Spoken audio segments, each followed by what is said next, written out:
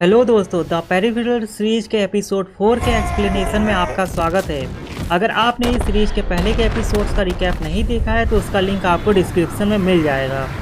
Episode 4 jackpot की कहानी 2075 की टाइमलाइन में लंदन में चल रही किसी प्रकार की तबाही के बीच शुरू होती दिखाई देती है, जहां एडॉप्शन से पहले यंग वुल्फ और अलीटा किसी एक ओल्ड बस में रह रहे होते हैं, जिसमें वुल्फ बस की खिड़की से बाहर देखता है तो उसे कुछ बच्चे दिखाई देते हैं जिनको कोई खाना बांट रहा होता है। तभी उनका घमंडी दोस्त एंगस वुल्फ को वहाँ से खाना लाने के लिए बोलता है, जिसमें अलीटा वुल्फ को वहाँ जाने से मना करती है क्योंकि वो जगह पहले वहाँ नहीं थी जैसा उन्हें दिख रहा था, और वो जगह एक ट्रैप हो सकती है ऐसा अलीटा वुल्फ को बताती है। और वहीं वुल्फ जाके देखता है और समझ जाता है कि वो जगह एक ट्रैप थी जिसमें अलीटा और वुल्फ किसी के जरिए पकड़ लिए जाते हैं। अगले सीन में वुल्फ के जरिए उस जगह से लाया हुआ अलीटा का इम्प्लांट और 2 पेरिफेरल सीपीयूज को लैब देख रहा होता है, जहां अलीटा अपने इम्प्लांट के इम्यूनिटी बूस्ट के बिना जिंदा नहीं रह पाएगी ऐसा लैब बोलता है। अगले सीन में हमें फ्लिन को दिखाया जाता है और उससे खुद की एक आंख लाल होती हुई उसे मिरर में दिखाई देती है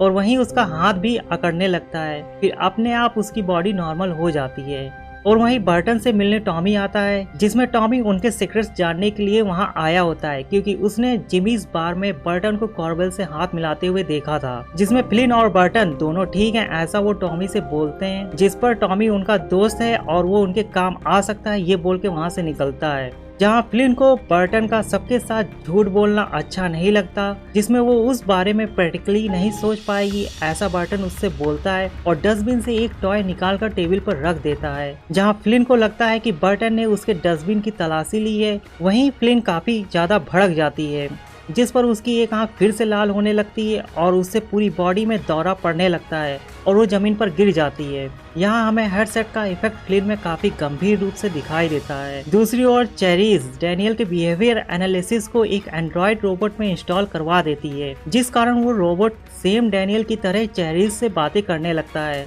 और वहीं उसने मरने से पहले क्या इन्फॉर्मेशन हासिल की थी वो चेरीज को बता देता है। साथ ही चेरीज के पूछने पर वो उसे लैब की लोकेशन भी बता देता है। दूसरी ओर बर्टन हेल्थ चेकअप के लिए फ्लिन को टॉमीज फियोंसे डीडी से मिलवाने के लिए लाया होता है। अब जैसा बर्टन ने फ्लिन की इस प्रॉब्लम के बारे में डीडी को बताया होता है, उसके अकॉर्डिंग फ्लिन को ग्रैंड मैल होना चाहिए ऐसा डीडी उन्हें बताती है, लेकिन वहीं फ्लिन को ग्रैंड मैल नहीं था और वो फिजिकली फिट थी, जिसमें उसे किस चीज के कारण दौरा पड़ा ये फ्लिन का माइंड स्कैन होने के बाद पता लग पाएगा ऐसा डीडी बोलती है। वहीं शायद फ्लिन को वो दौरा लेटेस्ट वर्जन के हेडसेट को पहनने से हुआ है, जिसका बीटा वर्जन उनके समय के वीआर से बिल्कुल अलग है, जो फ्लिन को फुल बॉडी एक्सपीरियंस प्रोवाइड करता है ऐसा बर्टन उसे बोलता है, जिसमें डीडी फ्लिन को उस हेडसेट को पहनने से मना करती है और उसे स्कैन करवा लेने के लिए बोलती है। अगले सीन में बर्टन उस फ्यूचर की दुनिया को देखना चाहता ऐसा वो बोलता है और जहाँ उसे भी हेडसेट को पहनने के कारण दौरे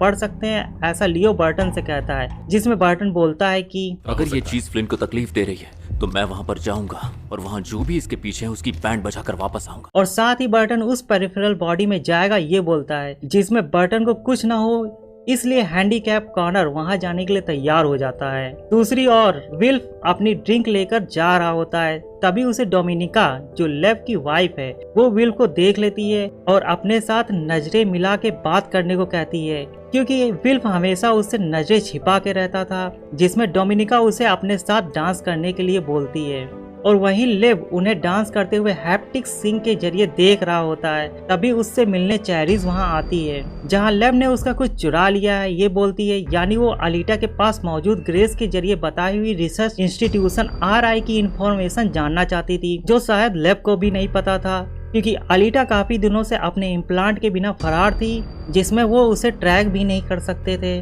और वहीं उससे चेराइस क्या जानना चाहती थी ये बात लेब को नहीं समझ आती, जिसमें जब कोई हद पार करता है तो उसे आरआई के असिस्टेंट कैसे उसके डीएनए खत्म करने के साथ साथ मार देते हैं ये बात चेराइस लेब को यूरी सैमसोनॉव का उसके सामने एग्जाम्पल धर के उसे धमका देती है। फिर वो वहाँ से निकलती है और वहीं लेब उसकी धमकियों के बारे में सोचता है और नीचे देखता है तो उसका चाय का कप गायब हो जाता है। अब हम देखते हैं कि कॉर्नर फ्लिन की पेरिफेरल बॉडी में आ जाता है, जिसमें उसे अपनी पूरी बॉडी महसूस हो रही होती और वो इसे एंजॉय भी करता है, जहां एस उस चीज को समझ जाती है कि उस पेरिफेरल में फ्लिन नहीं है और कॉर्नर का पेरिफेरल के साथ का कनेक्शन बंद कर देती है। दूसरी ओर फ्लिन नॉर्मल वीआर से अपनी माँ के जरिए रिकॉर्डेड होम मूवी को देख रही होती है, जिसके अंदर उसे विल्फ दिखाई देता है जो उसे एक प्रॉब्लम के बारे में बताने के लिए वहां आया होता है, जिसमें कॉनर उसके फ्यूचर के पेरिफेरल में आया था, ऐसा वो फ्लिन को बताता है। जहां फ्लिन को उस हेडसेट के ही कारण दौरे पड़े, इसमें विल्फ श्योर नहीं है ऐसा वो बोलता है। वहीं फ्लिन ने उनके बारे में थोड़ी सर्चिंग भी की होती है,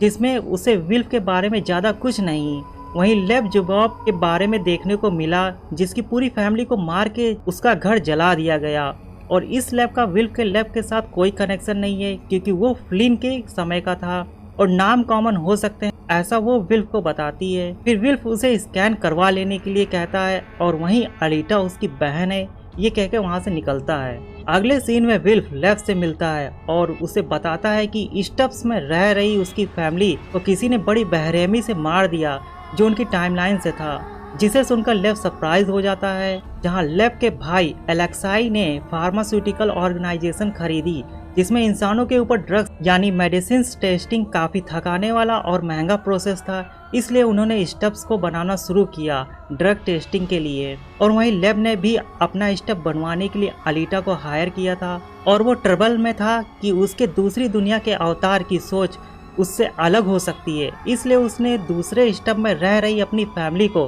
प्रोफेशनल्स के जरिए मरवा दिया, ऐसा लेब विल से बोलता है। अगले सीन में फ्लिन फ्यूचर के लंदन में ऐश से बात करती है, जिसमें वो उसे वैसे ही 2 पेरिफेरल बॉडीज कॉनर और बर्टन के लिए बनवाने के लिए ऐश से बोलती है। फिर वो वहाँ से आगे बढ़ती है उन चीजों को जानने के लिए जो उसे लगता है कि उससे छिपाई जा रही हैं, जिसमें ऐश ओशियन से तुरंत उसके कनेक्शन को काटने के लिए बोलती है, जिसमें वो उसके कनेक्शन को काट नहीं पा रहा होता, क्योंकि फ्लिन के टाइमलाइन से एडवर्ड उनके इंक्रिप्शंस को हैक करके फ्लिन को उन्हीं की टाइमलाइन में रोकने का काफी प्रयास कर रहा होता है। और वहीं ऐश विल्फ को भी बुलाती है और फ्लिन को लेकर एक ग्रैब यार्ड में पहुंचती है, जिसे वो जैकपॉट बोलती है। वहीं फ्लिन को ग्रैब्स के ऊपर मिस्टीरियस ऑब्जेक्ट्स फ्लोटिंग करते हुए दिखाई देते हैं और ये ऑब्जेक्ट उनके जैकपॉट की तबाही कैसे बने ये वो फ्लिन को बताते हैं। यहाँ जैकपॉट कहने का मतलब होप है, एक उम्मीद, जिसकी तबाही की शुरुआत फ्लिन के समय से 7 साल बाद यानी 2039 के समय से शुरू हो गई,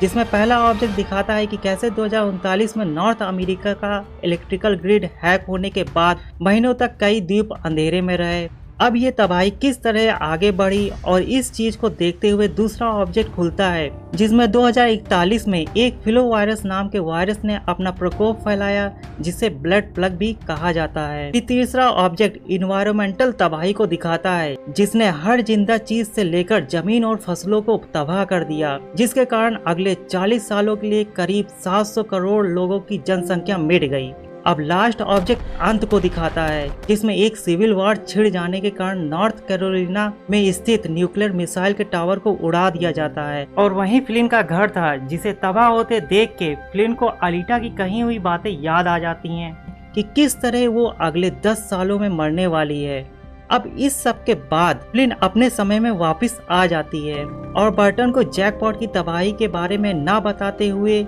उनके लिए बॉडीज अरेंज करने की कोशिश कर रही है, ये उनसे बोलती है। और इसी के साथ ये बेहतरीन एपिसोड यहीं पर एंड हो जाता है। अगले एपिसोड का लिंक आपको डिस्क्रिप्शन में मिल जाएगा। जब तक के लिए आपको ये एपिसोड कैसा लगा कमेंट करके अपनी राय मेरे साथ जरूर शेयर करें। साथ ही इस वीडियो को ज़्यादा से ज़्यादा लोगों में शेयर और लाइक करें और मेरे इस चैनल रिकैप बडी को कर लो सब्सक्राइब, साथ ही बेल आइकन को भी प्रेस कर देना ताकि मेरी अगली आने वाली वीडियो आप तक जल्द से जल्द पहुंचे। मिलते हैं नेक्स्ट वीडियो में। Thank you for watching.